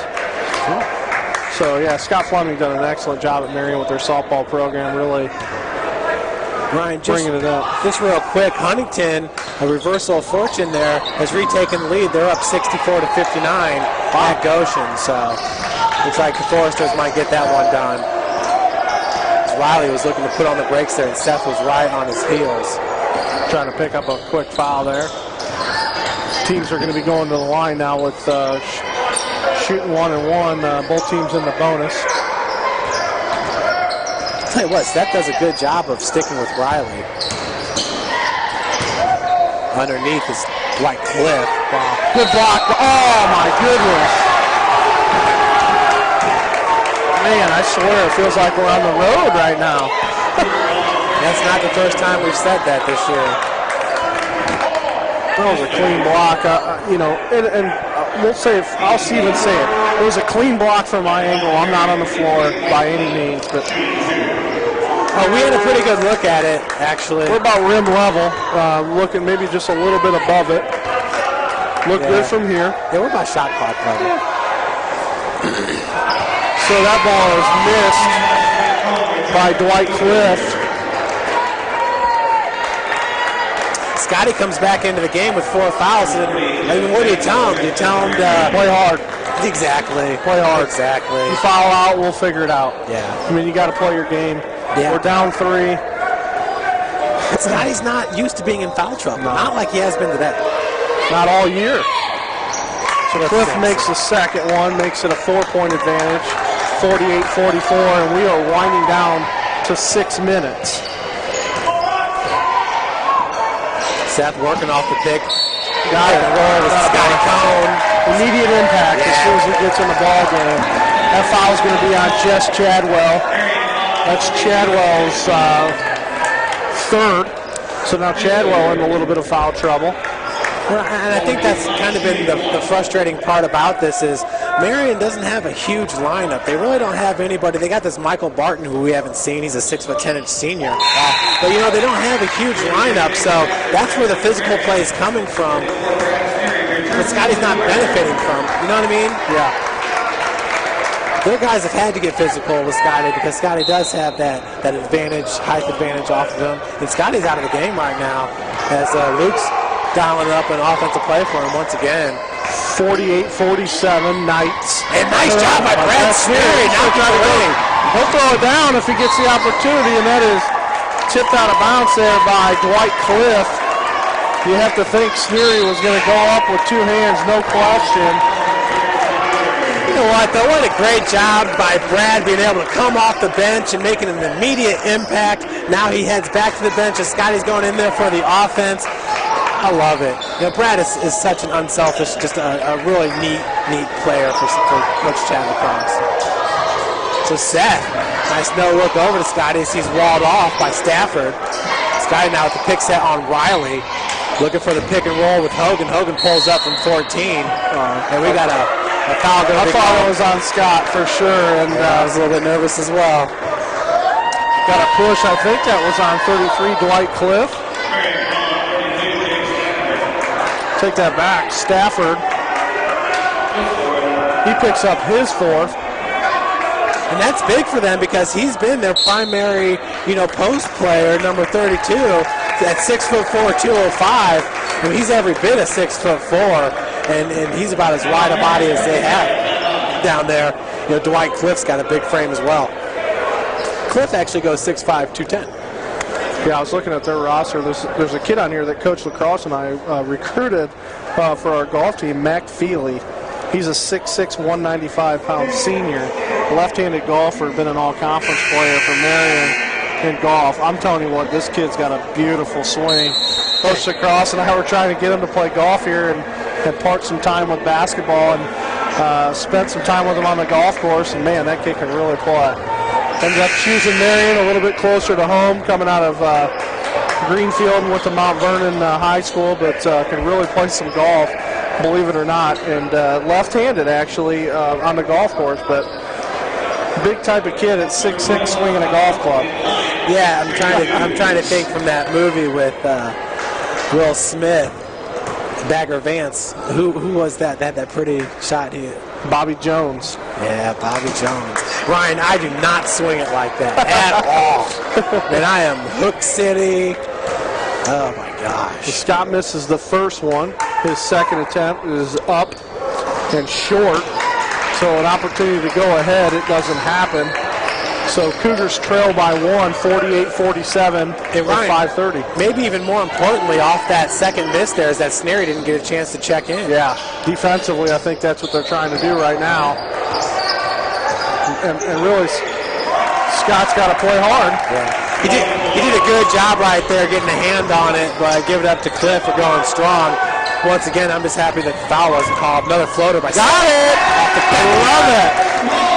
Seth Small picking up his game. That's his 8th point.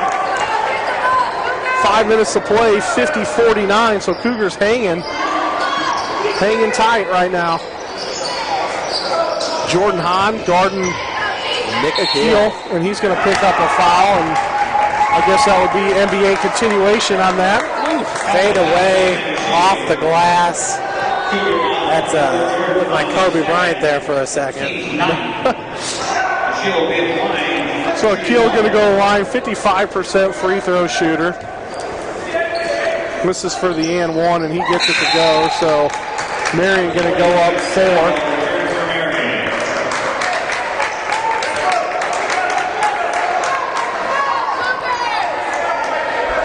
Once again, I believe a must-win for the Cougars here to stay in position battle for the conference tournament.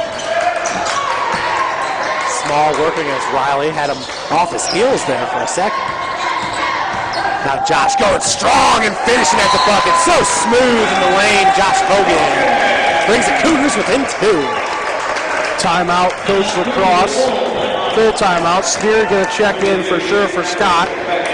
Ryan, that's a very special trait that Josh Hogan brings with him, to where he can be 100 miles an hour and then just be in total control 2 feet around the rim, and be able to finish.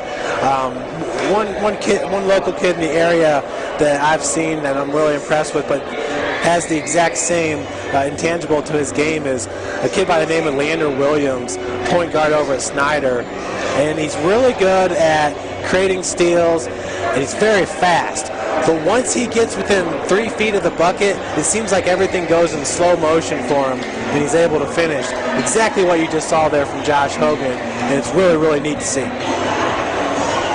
Yeah, we're getting underway with the women are already, sectionals are over for high school basketball, and the men should be starting pretty shortly, I would assume, maybe this weekend. No, next weekend. Regular season this weekend, next week, and then the start. And that's always an exciting time in Indiana basketball, no question, once that hits. So there's an understatement of the year. So 15:53 remaining with Bethel trailing Grace 52-41. And I guess if you really want to understand why Hoosier faithful are so upset with a multi-class system, it's because they're not getting the regional matchups that they're used to. Right. Big school, small school. It was exciting at the sectional level, at the regional level, when the best teams. Big crowd. Yeah, the best teams in this area would all filter into the Memorial Coliseum, and it would be sectioned off into 4 sections, every single one filled. Good stuff, man. So Riley Kicks it back out to Jake Stafford. Stafford, a little forearm on Seth Small, gets the jumper from the elbow. 55-51 Knights, 4 minutes to go in this ball game. Every possession important for St. Francis. Yeah, Bloom working from the wing, gets around Stafford, looking to finish. Foul's going to go on Dwight Cliff. That is his third. Stafford's got 4. Marian in some foul trouble right now. You got Stafford with 4, him with 3, and you got Chad Roberts, who's been a big contributor. He's got 3. So, yeah, I feel like Stafford's been the primary defender on Scotty. So if they were to lose Stafford and we're inside 4 minutes at 3:50 to play, that would definitely be a big loss for the Knights. And doesn't look like Stafford. He's not, heading to the bench to kind of preserve that time like we are with Scotty. Kevin Bloom makes those 2, and the lead is cut to 2, 55-53, 3:40 to go in the ball game. Scotty Cohn still sitting on the bench there, waiting an opportunity to get in. Yep, Sneery's the big man out there. Nick Akeel, jump shot. Scott Cohn going to check in now as Todd Littweiger calls timeout. 30-second timeout by Marian, so they're trying to set something up here defensively to create turnovers, obviously. 4-point advantage for Marian. Yeah, and now Nick Akeel finds himself in the same situation that he was at halftime. He's tied for a game-high 17 points, this time with Scotty Cohn. Hogan's right on their heels with 14. Yeah, he's a good player, there's no question. I think this is his first year in our league that I can recall, transferring from IUPUI. Good addition to Marion's squad to pick up for Sylvester that they lost last year. Yeah, he was a really good player as well. He was a part of that Indiana All-Stars versus the ACC All-Stars. Yeah, I'm telling you what, the Indiana All-Stars didn't get a whole lot from the Indiana and Butler guys, but those MCC guys last year put on a show. Seth dribbled that one right off Scotty's foot, and Riley's going the other way with it. That's a great play there by Josh Hogan. They're going to call the foul on him, but he went for the ball. He made sure that Riley wasn't going to get the easy 2. That's a great basketball play there by number 32, Josh Hogan. That's going to put Riley to the line. Riley on the season shooting 71% from the line. Good free throw shooter. Yeah, and the thing is with that, Ryan, the trajectory of the ball was so forceful that it appeared that Hogan got all ball in that one. He might have caught a little bit of the arm, though. So Marian up 5, 58-53 with one more free throw to go here by Riley to take it to 2-possession game. In volleyball, they would have called that a kill. Yeah, and he got it to go. So 6-point advantage Marian here, 3:20 to go in the ball game. Josh working on the wing, guarding him's number 11, Chad Roberts. Roberts actually has 3 fouls as well for Marian. Pull up, 10-footer off the mark. Seth battling with Riley, and boy, those two have been going at it. That's going to be a double foul in my mind. Well, don't call it at all, whatever, but absolutely, that's... They locked arms,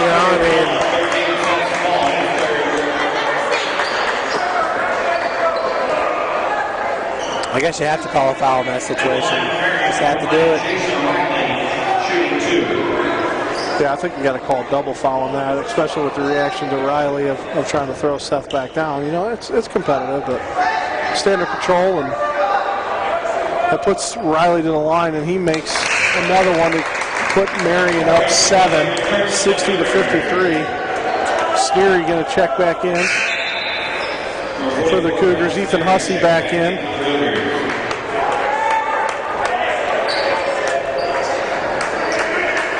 So really a big possession here offensively for St. Francis as we'll get the ball back here after the free throw, Jeff. 8-point advantage. Marian. Bloom to Hogan. And Hogan running the point now. Seth was called with the foul there just moments ago. Josh, nice move. Getting some separation and finishing at the bucket. He's definitely shooting a high percentage tonight, folks. Josh from the field is 6 of 11. No foul called there on number 40. Just Chadwell. That's why I'm saying the consistency needs to come into play. Yeah, that was There's your Cathedral recruit. There he is. Look at that size. Yep, looking good. That's a big boy. Oh, my goodness. So that's Bloom's fourth as he tries to take the charge. Cliff, I mean, it was almost like splitting defenders there. He was trying to squeeze in between, but Kevin had positioning there, is what's frustrating about that, you know. And Cliff tried to, you know, contort his body to kind of like he was splitting two defenders and caught too much of Bloom's second half there, the right side of his body, but yet the foul's going to go on Kevin. 62-55, Marian, 2:26 to go in the ball game. The hooligans are legendary. As Cliff makes both of those, they're shooting a high percentage. On the line tonight, no question. Yeah, this is one of those situations where you can tell the recruit, boy, we really love to have you here. Could use you right away. Big body like that. And finally, you know, the ref's going to come and give some help. You know, but there's 2 minutes and 19 seconds left to play in the game. And we speak about that all the time. I love it when they take the extra 5 seconds to get the right call. That's the first time in this game I've seen them converge on a call. Have I missed anything? No. Okay. 2:15 left on the clock. Hogan. St. Francis down by 8. Nice spin move. Brad Snary off the mark. Cliff had the box out there on... you know, the key right now that I've noticed the last minute 30, Scott has not got a touch on the basketball, so yeah, could be key. I don't know. It's one of those. Get the ball in the sky. It's one of those things where you can't even feel like you can play your real game. Yeah. Because what do you tell Scotty? Hey, Scotty, make sure you don't go hard against those guys in the low post. They'll probably call a foul. Yeah, I think now, I mean. And it's like you said, it's like, oh my gosh, there goes Brittany doing her thing. It's like you said,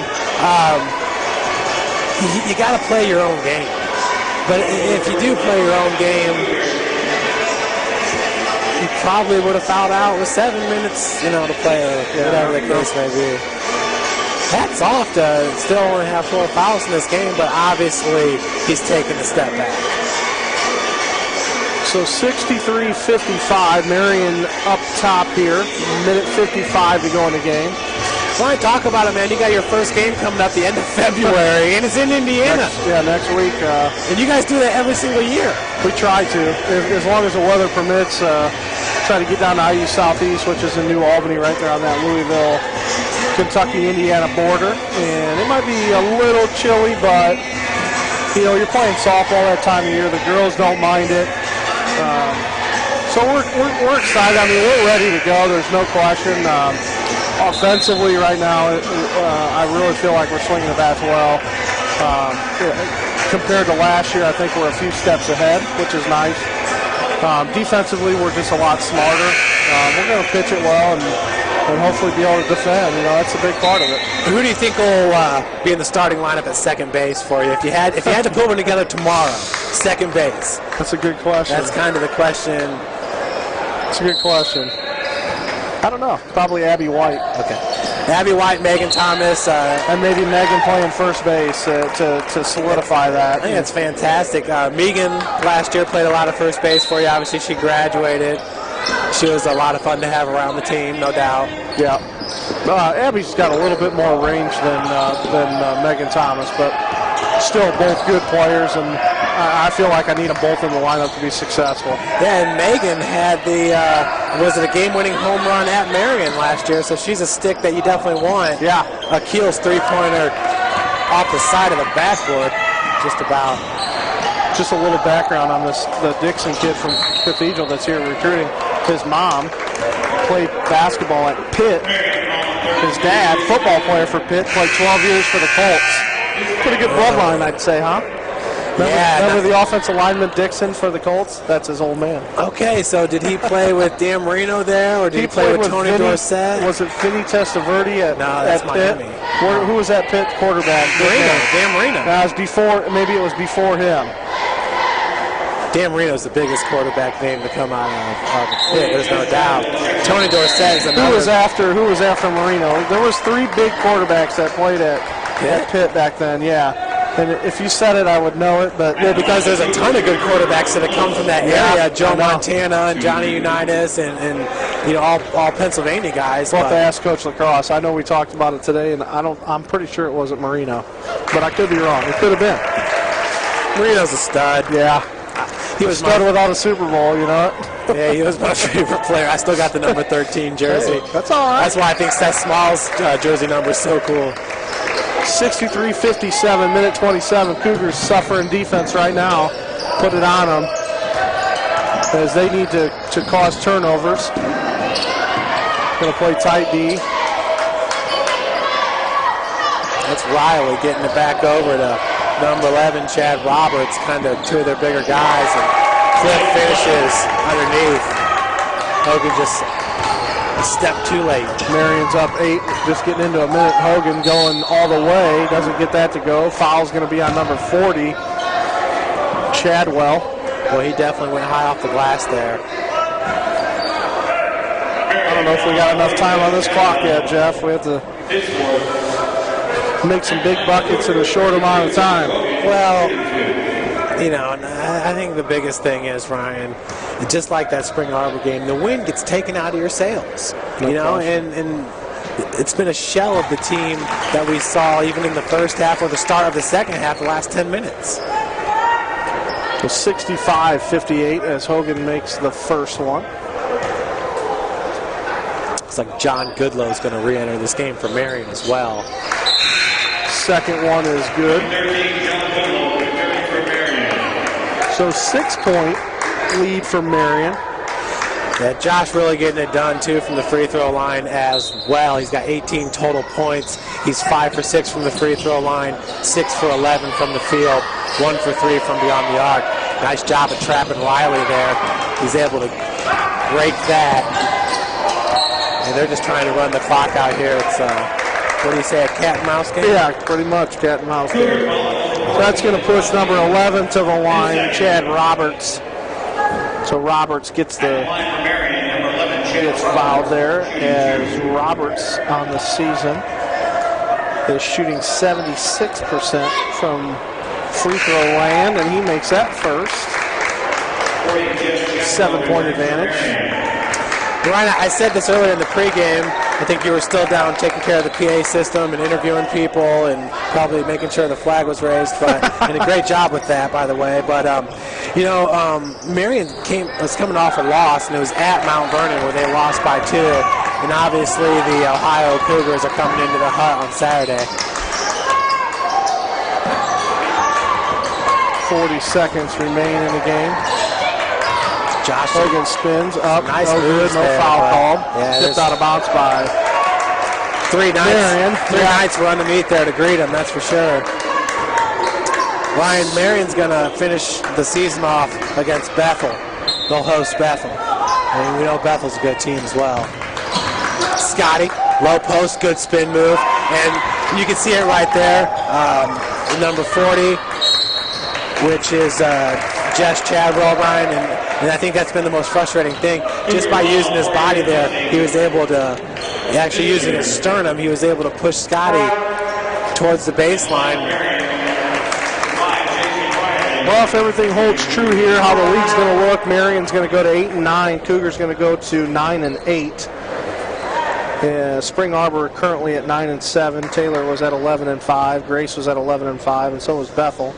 And Wesleyan was at top at 12-4. We'll try to get you a couple updates on where everybody's going to be at in the CL. Yeah, Riley hits his first, and and I hate to harp on it, but usually the guy that comes in with the 16 double-doubles gets the benefit of the doubt, not vice versa. And it's just sad to see because the Crossroads League is such a great league, and Hussey's 3 is a little bit long, rebounded by Riley. And Scott is definitely deserving of those calls or getting the benefit of the doubt, and it just hasn't been that way in this game. The Cougars are going to drop a tough one here at the hut, 68-59 over the Marian Knights and their first-year coach, Todd Licklider. And Marian gets the sweep over St. Francis this year.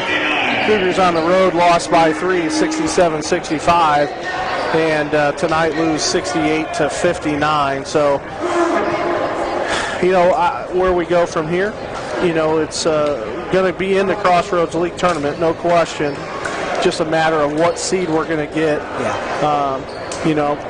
We could be 6th, 7th, or 8th, I think, right now. But it's hard. I don't know if Ryan, hey, if we're an 8th seed, okay, so then we take on Indiana West Right at off the their bat. place. Yeah. Well, we handled them pretty good a week ago. You know what I mean? we did. But, and I hate to say it once again, but you hate to see so much of the game being taken out of the coaches and the players' hands. Yep. And I'm just going to leave it at that. But bounce back performances, limited playing time by Scotty Cohn. Scotty still had a great game. 17 points, only had 3 rebounds, and that might be a season low for Scotty. But his low post play was somewhat taken out of this game early on. Josh really bounced back strong, 6 of 12 from the field, 5 of 6 at the free throw line. He added 4 rebounds. Kevin Bloom had 9 rebounds in this game, 4 for 4 from the free throw line, had 4 points. And Brad Sneary, another great performance by him, 2 for 3 from the field, 10 rebounds for Brad, 1 assist. Hats off to the Cougars. It was definitely a tough loss here, 68-59. But Ryan, we saw a week ago, this is definitely a team that can make some noise in the Crossroads League. And, I guess you just don't know. The thing is, you'd like to think that you can go out and play your game and match up against the other team and see who wins, but I guess that's not always going to be the case. You just got to fight through it, and if that's Kyle Sovine stepping up and making some big shots, or Ethan Hussey draining some from beyond the arc, then hopefully we can get that done. But folks, tune in this Saturday doubleheader. Your women's team, number 5 in the country, they are good. A lot of fun to watch. If you can't make it here to the hut, then get us on Cougars All Access. But the women's game against MVNU starts at 1. The men to follow right after. I imagine that tip-off's going to be around 3:15. Yeah. So, well, We'll see you Saturday. yeah, Alec was on the camera, and he's doing a great job for us, and he's a senior at Northrop, but he's going to come here to St. Francis next year and be a part of our football program for the next 4 years, so we're very excited about that. That's Alec Danfield and Coach CRB bringing it to you here in the booth. I'm Jeff Mahoney. Have a great night.